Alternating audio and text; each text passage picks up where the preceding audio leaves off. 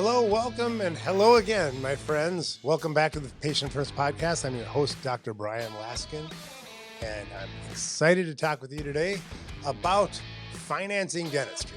Dentistry, the number one reason why patients put off dentistry is due to cost.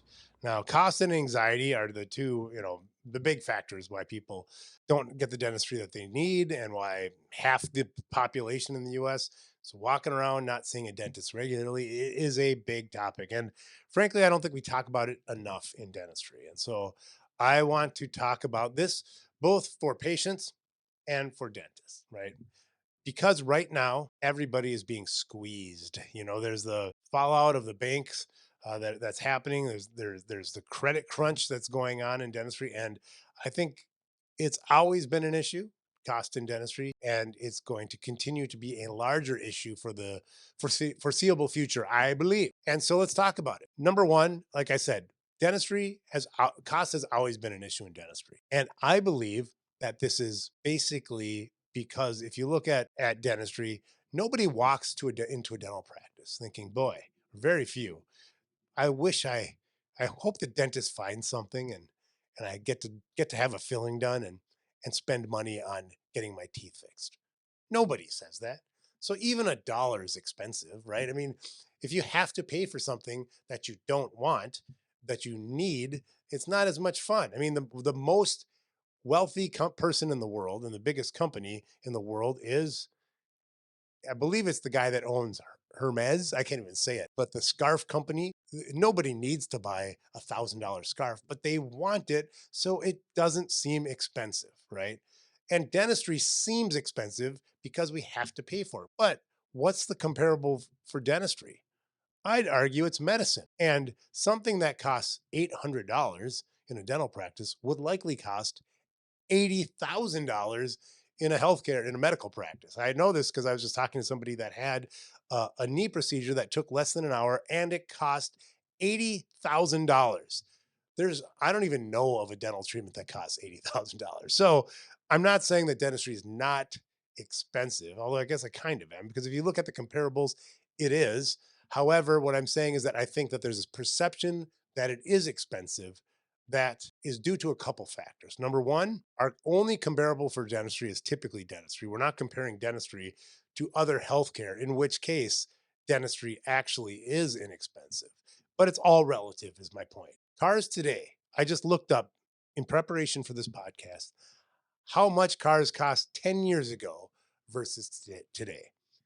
The average cost 10 years ago cost about $30,000. And today, $48,000, a 62% increase. Now that's just my quick research, but that's what I saw. So, but nobody's walking around saying, "Boy, cars are so much more expensive than they were before," because it's all relative. You look at a Toyota today versus a Honda today versus a Kia today. You're not looking at a Toyota today versus a Toyota 10 years ago, typically speaking. And dentistry, while the costs have gone up, I do believe that if you look at it other comparables in healthcare, it is rather inexpensive. Why is the cost seemingly so high? I believe because dentists in general, en masse, have not done a great job about talking about financing and options for patients to pay for dentistry. And that's what I want to talk about today. Most dentists actually do have great financing options. However, what I've found in my talking to thousands of dentists is that they usually have that at the very bottom last option for patients, even in large cases, not something that's a couple $100, but something that's several $1,000s. They're going to tell the patient right away, this is, let's say $5,000 or $3,000 for this treatment. But there are financing options. If you go and look at a car, typically speaking, it's going to say something like $300 a month, or let's face it, like $500 a month, versus this car is $48,000, which is what the average car costs today. It just blew my mind. That seems like a lot of money for a car. And what's more important, your oral health or a new car? For a lot of people, they pick the car when they should be maybe leveling up their oral health. But I digress, and I'm biased because I obviously care about oral health because I'm a dentist. But usually, when you go to a dental practice and you do have some treatment that needs to be done.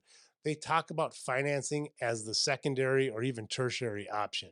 When most dentists do have great financing options, either they can do the financing themselves for 0% interest, or they have third party financing that does it for them. So, my point today is for the dentists out there, let's make it easy for patients to say yes to the treatment that they need.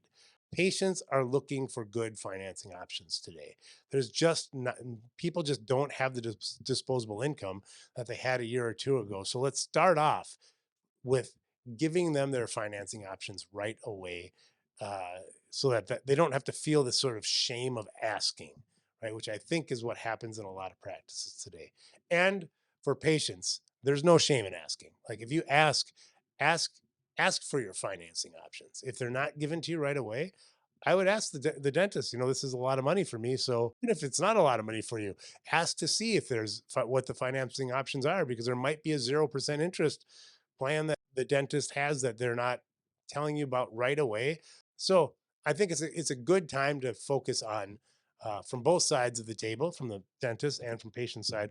Let's get everybody to have as much care that they can, because the number one, again, the reason why I'm pointing this out is the number one reason why people delay or don't do dentistry is because of the cost. The costs, my friends, aren't as high as most other things out there. When you're talking about your oral health, what you pay a dentist, I believe today, is a phenomenal value the vast majority of the time. I believe that to my core. However, we as dentists don't communicate the value nearly enough, because most of the time, I mean, we're in the business of doing preventative care a lot of the time. And what we're trying to do is prevent bigger issues going forward. So that's the other reason why dentistry seemingly costs more, is because the way dental insurance works is completely different than medical insurance. Medical insurance is a safety net. If you have a big problem, it's there for you. In theory, that's what it's supposed to do. Dental insurance, if you have a large dental expense, does nothing for you. I mean, just very little. There's a maximum, usually around $1,200. So if you have a major dental procedure, you actually see the cost and feel the cost much more than even a minor than a major medical procedure. And of course, that's a whole nother podcast about if you have a major health issue without health insurance. But I digress, because that's a whole nother level of financial problems that we don't have time to talk about today. However, my point today is that dental care seems expensive because dental benefits frankly suck. Dental insurance companies have done a horrible job of providing value to dental patients. Bluntly, they've been kind of really bad at providing value. They're very good at generating massive profits for their dental benefit companies. So if you have a company and you want to look at self-insuring, or there's some great companies like Bento that give great options for people other than traditional dental insurance, which frankly sucks. So explore those options. And then if you're a dental practice, I would recommend giving people as great options as you can in financing. Of course, there's third party financing out there. There's dental discount plans that are fantastic, or you can create your own and lead the discussion when it comes to treatment planning, presentations with your patients, with giving them their financial options. And three, if you are a patient, just ask, what are the financing options? I'm just interested to see what, if there's a way for me to extend payments or what that looks like. Hopefully this has been helpful. And I think it's a big topic in dentistry that we don't talk about enough, because finances are a taboo topic. Money is not something you're supposed to talk about. However, when it's the number one barrier for people to get the care that they need in our practices, it is important. And if you have thoughts about the topic, I would love to hear about them. Comment below. And if you like the podcast, subscribe. The podcast, I have got to say, has been just exploding in a positive way. And I love hearing the comments, especially from the patients. I mean, there's been so many patients who have reached out to me, which I'm really excited about, and are thanking me for talking about the industry, which when I started this podcast several years ago, I never thought that so many patients would be interested in dentistry. not just in like how to brush your teeth, but in sort of the business and how it works in a dental practice. It's great to hear from all of you. So I appreciate your comments and appreciate you being here as always. And I look forward to seeing you here next week on the Patient First Podcast.